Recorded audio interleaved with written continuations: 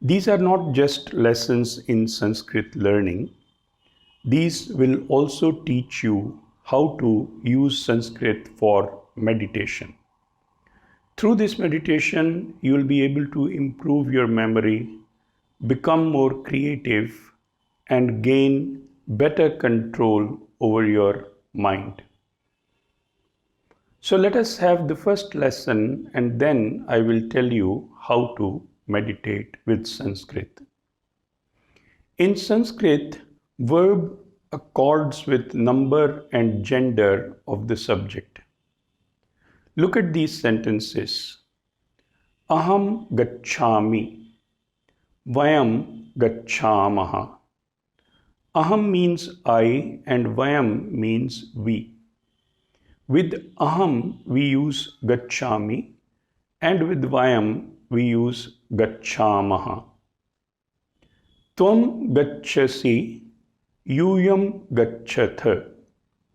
Tvam means you as singular and yuyam means you as plural. With tvam we use gacchasi and with yuyam we use gachatha. Saha gacchati, sa gacchati, te gacchanti. Saha means he, sa means she, and te means they. With saha and sa, and with all singulars in third person, we use gacchati. With te and with all plurals in third person, we use gacchanti.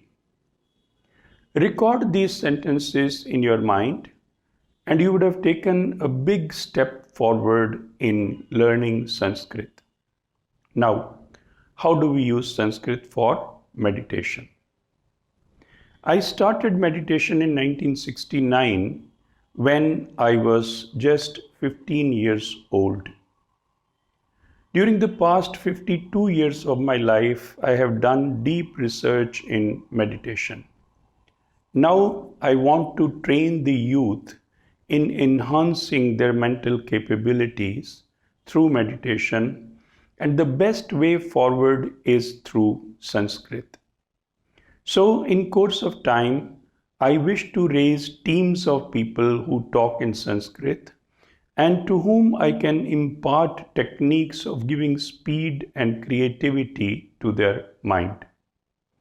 But as a first lesson, all you need to do is, as you learn more and more, close your eyes and pronounce Sanskrit sentences in the mind without producing a sound.